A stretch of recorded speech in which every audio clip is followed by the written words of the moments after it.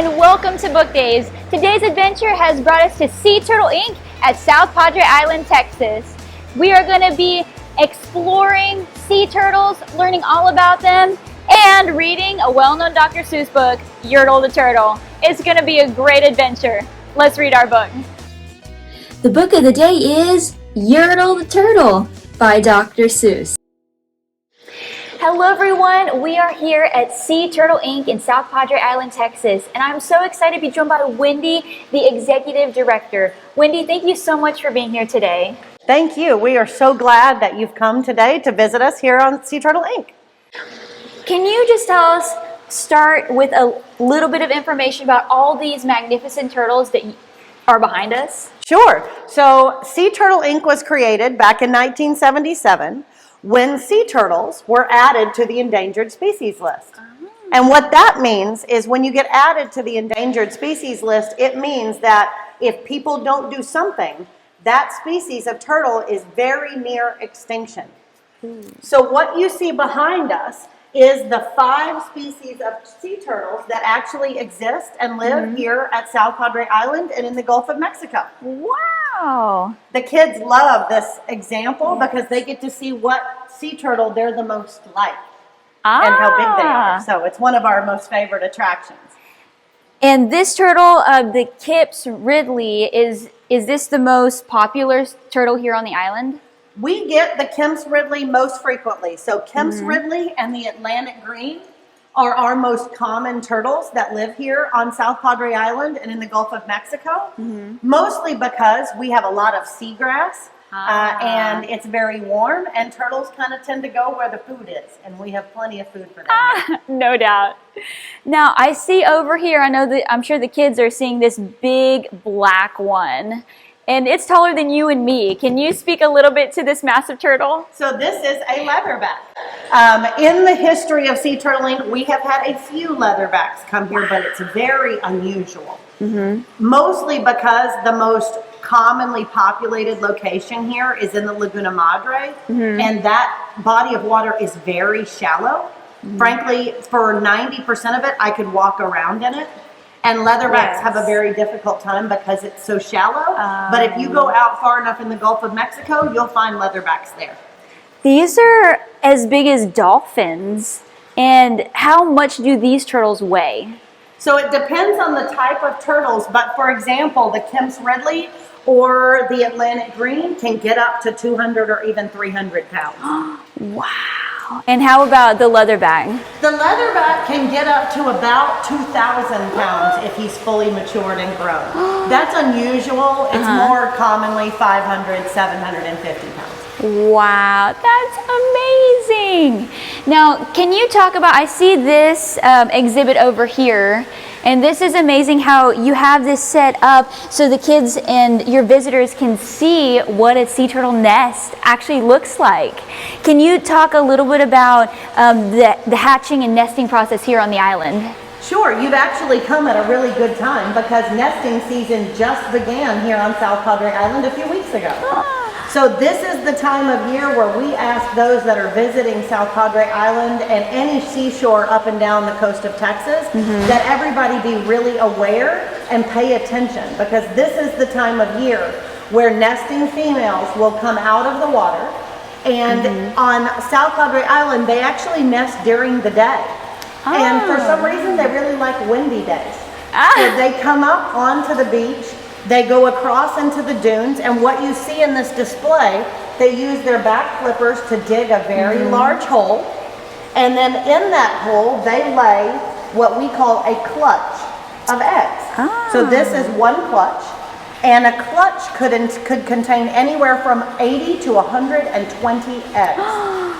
Wow. So what we do here on South Padre Island is, as we see and get reports of nesting females, we then take that clutch or that nest, and we take it and we secure it in a corral that we patrol 24 hours a day, 7 days a week, until they're born. They're hatched. The moment they are hatched, we take them back to the oceans, to the bay, and they follow the moon and go out into the ocean. Unfortunately, statistically, only 1 out of every 1,000 hatchlings will survive to maturity when they're old enough to make nests of their own. So they are the size, as you can see here, of about a silver dollar. And when they're this small, they are at risk to almost every predator in the ocean. Where when the nesting female gets large, there's very few predators that can actually hurt her at that size. But they are the most at risk when they're small like this. They're so tiny and adorable. Oh my word! So we are in the midst of this process now. So all day, every day, we have hundreds of volunteers walking and patrolling the beaches and the dunes looking for nesting females. That is so exciting. And so what month do they hatch? So they start at about April, and the incubation period can be anywhere from 6 weeks, 7 weeks. So we'll start seeing, we should have our first nest any day now. We actually do not have our first nesting female. So that could come today while you're here. And then we start a clock, and we will have nests and hatchlings all the way through October. Wow. So if you make it here in summertime with your family, be sure to try and see some of these releases. It's one of my favorite memories growing up, getting to see these on summer vacations every year.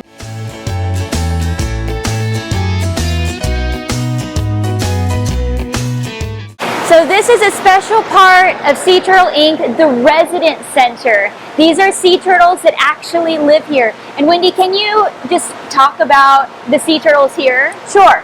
So this is our residence center, as you mentioned. So we do have a hospital across the boardwalk where we treat injured turtles.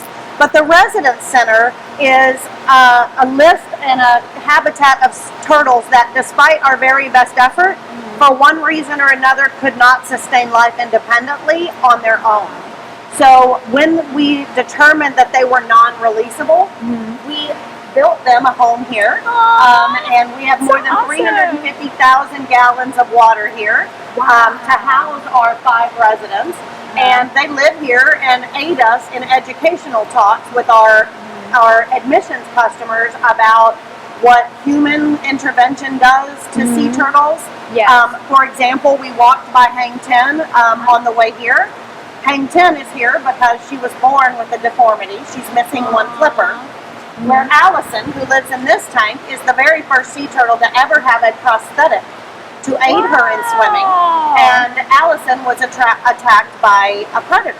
So she lost 3 of her fins. Where right here we have Merry Christmas. And Merry Christmas came to us as a result of a cold stun event. And she continues to live here with us now, and I'll let you guess based on her name when we found her.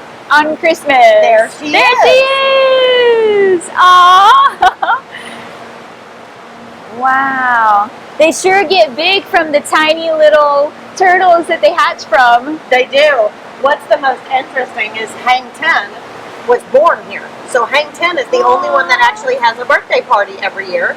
So in July, because she was born out of one of our clutches, which we just talked about. She was born out of one of our nests.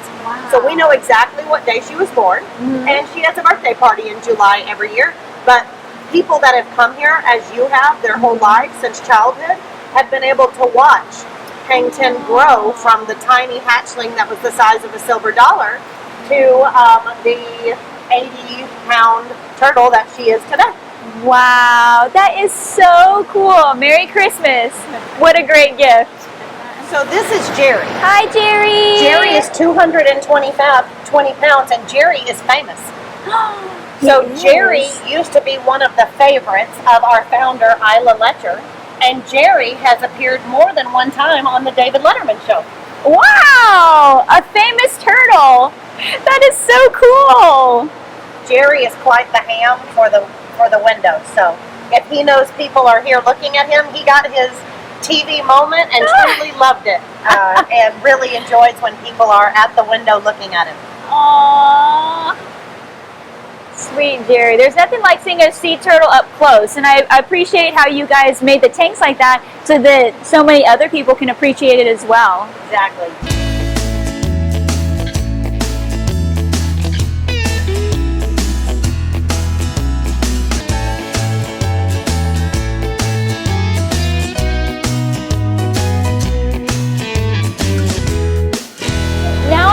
with San Juana, the marketing manager here at Sea Turtle Inc. And we have come now to the Sea Turtle Hospital.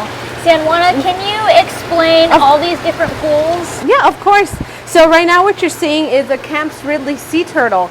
So this is the species that Miss Knight talked about before. These Camp's Ridley sea turtles are patients of us here at the hospital, and they came to us a few months ago back in December due to a cold stunning event in the Cape Cod area. So these Camp Ridleys are between the ages of 2 and 4 years old. So they're very, very young. They're toddlers. In the sea turtle world.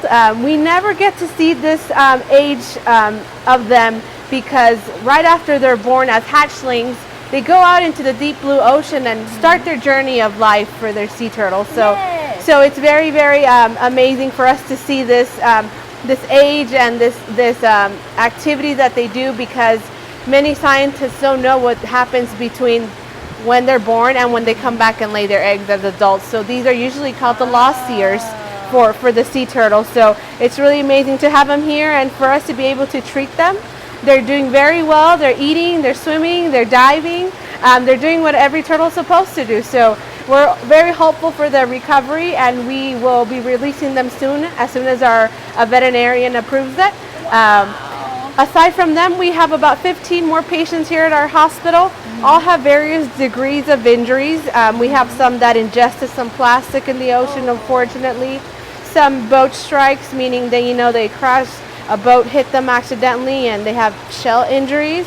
And then we have some that have fishing line entanglement in their fins. So it's very important for those people that do fish and have that, activity to make sure that they're turtle friendly and dispose of their fishing line not into the water. But we're very happy to have you here, and hopefully you get to learn a lot about turtles today. So while they're here, we make sure that we keep their natural instincts going.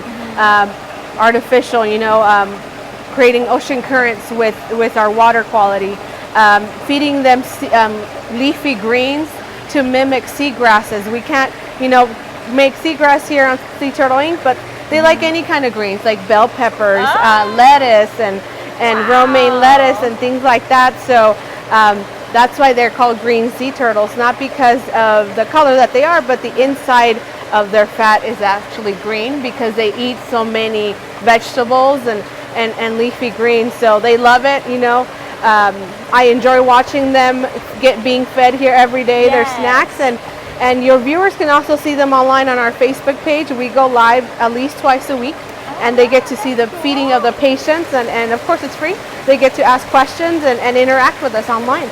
Very cool. Yeah. Who knew that their insides were green? Yeah. That is crazy. Our most critical patients are in here, and then they do all the medication and treatment, and then they go back into their pool. It's like a veterinary clinic that you see for regular household animals. Yeah, that's right. But for turtles. Yeah, just for turtles. That is so special.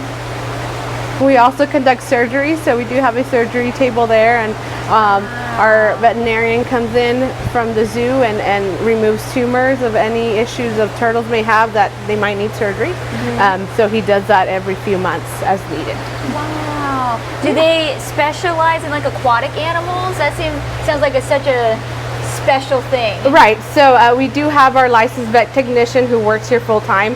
So her whole the diversity of treatment of animals, she had chose that line of sea turtles. So she worked before with other sea turtle hospitals, and she was also an intern here before she studied and went into veterinary medicine and technician licensing. She was actually an intern here, so she was inspired by the work that she did here to focus on sea turtle care, and that's what we love about our staff here, that they're so passionate about sea turtles, whether they're educating or treating them directly, or helping nesting females come up to the beach and protect their eggs. Everyone's here so passionate about sea turtles, and we hope that the viewers get to see that in this episode. Absolutely. If you are ever in South Texas, in close to South Padre, or vacationing here, be sure to stop by Sea Turtle Inc. Thanks so much for watching today's episode, and be sure to subscribe so you don't miss any of our upcoming adventures. We'll see you soon. Bye.